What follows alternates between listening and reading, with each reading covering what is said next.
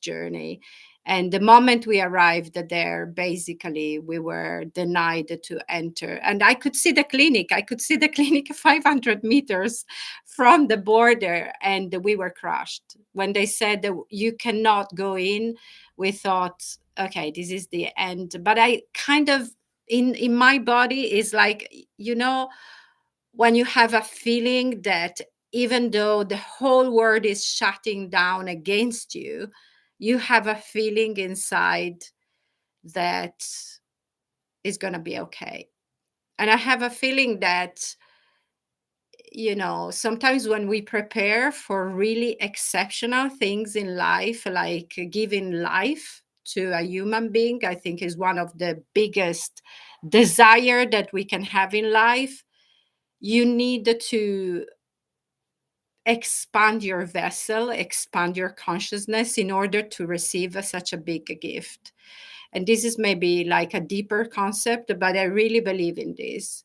And this whole story that you will see unfolding in the episodes is like the testimonial of this. When you really desire something so much, you need to be able to hold the light of this desire coming to you.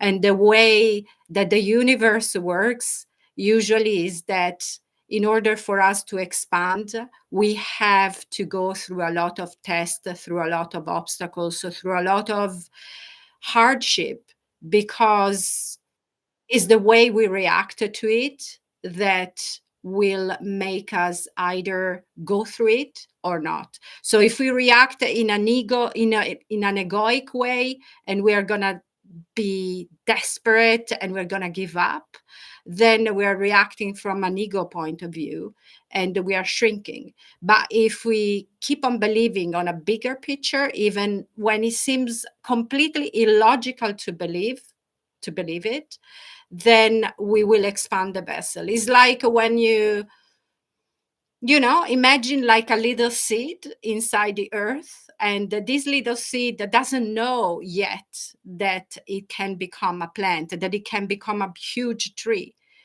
It has no idea about that. It has to trust that by completely breaking, he will one day become a tree.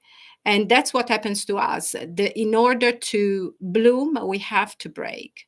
And we have to break in darkness. We have to break not knowing what the result is. So we have to believe beyond logic. And that's what was happening to me, to us, when the whole thing was starting to go downhill. Because that day, when we were refused the entry into Cyprus North, where the clinic was, it was basically like being told, okay, you're never going to be a mother. And I remember exactly how crushed I felt when this happened. And when I saw the other couple passing through the border, I thought, okay, this is never going to be happening for me. But then there was this something inside of me saying, no, there is a bigger picture. This is happening to help you. I believe that things do not happen to us, they happen for us. And to another level, again, they're not even happening for us, they're happening from us. Our soul knows the best. Our soul knows what our desire is, and the mindset is what changes the outcome. And it's not about believing that this will be happening. It's about believing that you are on the right path. And you will see in the 11th episode, if I didn't have this type of mindset, I would have given up 1,000 times, because this is just the beginning of all the obstacles we had. So I always say 7-Eleven, this docu-series, is not just about IVF. It is obviously our journey to be able to have our daughter. But it is more than that. It is this journey to believe beyond logic. It's a journey to become the dream. And this can apply to so many things in your life.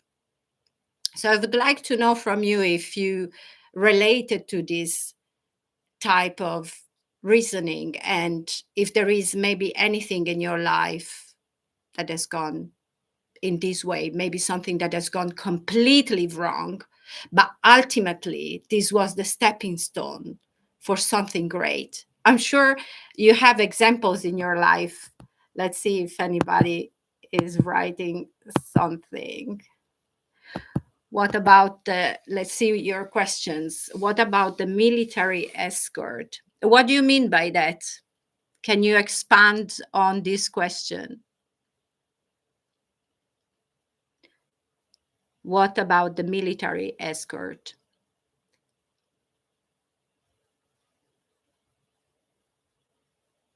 In the meantime, I can, never mind. No, let me know. Weird question. Yeah, what does it mean? No, no, no, no. Explain. I'm keen to reply, but I would like to understand it better because I don't understand exactly what you mean by that. How can we manifest our desires? Yeah, that's exactly what I said before. And sorry, I didn't even read your question before, but that's what I just said. And yeah, I think that, do you know where I've seen it all? Thank you. Do you know where the word desire is coming from? Does anyone have any idea of the origin of the word desire? I'm a big fan of etymology of words, and yeah, this is pretty pertinent. I would like to know. Don't Google it. Don't cheat or don't ask a ChatGPT. But does anyone know about the origin of the word desire? Just try to guess. The Indians. No. So the origin of the word desire comes from the Latin word sidera, which means stars. And then there is the prefix, which is de, which means outside of. So basically, the meaning of desire is outside of the stars. So in the ancient times, the people, they were looking at the stars, to they were relying on astrology a lot, so they were literally looking at the stars in the sky also in order to make decisions. That they were consulting astrologists, and they were making decisions based on how the planets and the stars were rotating in their life, or based on their birth date. So desire in that sense means being able to step outside of what you can see under the stars, something that you can literally see and that is already there for you, and to have the courage to go beyond what is already there for you. So a desire, it's something that goes in the field of miracles almost. If you want to have a metaphor, is like, for example, imagine if you are in Tesco, and if you say, I wanna, if you have a wish and you go like, okay, I would like to have some cheese. That's not a desire, because 99% of the time you will find the cheese in Tesco, right? So, what is a desire in Tesco? A desire in Tesco would be like, I would like to have a real life giraffe. A real life giraffe is not possibly, very possibly, to be found in Tesco. So, that's a real desire. It's something that 99% you can not have. And that's why they call it like this in the ancient times, something that you cannot have under the stars. And I believe that life is propelled by desires. And many people, they forget to have desires.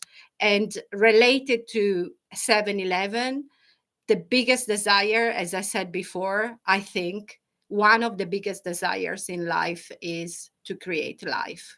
And in order to create life, do you need to be able to be ready? And it's not just being ready with your body, with your physiology, with your finances, which is something you absolutely have to be, but this will not happen for you. And many people, they suffer infertility for physical reasons, but also sometimes it doesn't work because your mindset and because your energy is not ready to receive such a big energy that is creating life, the desire of creating life. How did you know when to fight and when to let go? How do you know if you are at a breaking point or if you need more courage to go beyond? How did I know? For me, it was impossible to let go because I had this desire. And as I said before, I felt that this underlying force guiding me, that even if everything around me was going completely wrong, there was not one single thing going right, and everything was like pushing me to the point that I was thinking, okay, maybe this is not meant for me. But then there was on the other side this underlying force and this belief beyond logic that this was necessary. This was actually my help in order for me to prepare to break. I had to break like the seed in order to become a plant. And this was my opportunity. Sometimes obstacles, they come in order to help us to break. And if we break, then we make space. And we make space to get this light, that is the light that is coming from the desire that we were wishing for in the first place. So, whatever happens in your life that is really tragic, and maybe it has nothing to do with having a child, but this is just a general thing that I want to say to all of you. Whatever happens to you that seems to be unfair, tragic, and something that it's really painful, it might be very well that this is something that is helping you in the future. And I know it is painful, and it was painful for me. I was sobbing when they didn't want to let me through. But at the same time, I knew this was a blessing. And if you are able to get this mindset of, okay, this is a blessing, this is good, this is actually good, and you believe in it, then you'll pass the test. And then you're going to break and you're going to have a bigger vessel in order to receive whatever you want to receive. Thinking like that, just to make a metaphor. I love to make metaphors. I love to make examples too, because I think they help people to understand concepts that sometimes they're a little bit just conceptual. Like, so imagine something like that. If you have a light bulb of 25 watts and you plug it in and you're trying to get the light of a stronger light of 100 watts, what happens? You tell me in the comments. What happens if you try to connect a light with a bulb that is only 25 watts and the energy that goes in is 100? What happens to the bulb? It's pretty easy to understand. Tell me in comments what happens to the bulb. Nobody knows. Science. What happens to the bulb, guys? No one? Really? Okay, nobody knows. Or maybe nobody's listening, so I will say it. So basically, the bulb shatters, it breaks because at 25 watt, uh, thank you, Scully. Um, at 25 watt bulbs will break completely. So it shatters into million of pieces. So in order to get the light to come in, the light that you're asking for, you need the correct size of the bulb. And in order to have the correct size of the bulb, you need to grow your vessel. So yeah, that was more or less the theme of episode 4. It is tragic, but I like to make it also, uh, you know, uh, you said that there's a question above. Yeah, I was answering the question of only one. Only one. Are you satisfied with the answer that I just gave you? Maybe I didn't say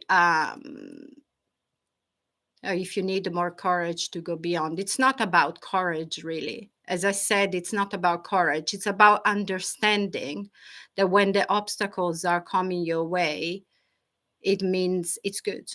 It's actually good. The more obstacles you have, and I knew when I embarked in this journey, for some reason, I already felt that this was going to be very hard. And you will see in the next episode, it will be, you will not even believe how many things we had. How do you know you have achieved what you want to achieve? Well, in my case, it was pretty pretty easy because I wanted a child and then I got a child. So it was pretty easy to understand that I achieved what I wanted to achieve. If everything is a test, is it still good? What do you mean by that? It is everything. Yeah, it is good. Sorry, I'm getting. It is actually good. Every test is good. Every test is there for you in order to expand your vessel so that you can contain. If you expand, you can contain more light. And the bigger it is your desire, the more light you need to receive, right? So it only makes sense that your vessel need to expand in order to receive this type of light. But I can see there are 7 people here, but I can see only 2, 3 people asking questions. Where is everybody else? Where are you digiting from? Where are you from? I can see some hearts. Thank you for the love hearts. I love that. Thank you. I'm a citizen of the world. Okay, we're being mysterious here. Okay, it's great. I love that. But who are the other people? I can see 1, 2, 3, 4 kind of participating, and the other ones are hiding behind the screen. But that's fine. But guys, I'm just gonna wait another minute or so to see if anybody else in the last few minutes has a question. Otherwise, thank you for following. And USA. What is true love? What a question in the last 5 minutes. I need probably a longer answer for that. But true love is a big question. What is true love? For me, true love is the love that is unconditional and that you have no explanation for. This is true love. And also, true love is the love that I feel for my partner and for my daughter and for my other children. So, this is true love, is unconditional, is the love that you feel beyond the logic. Do you like my answer? Only one love?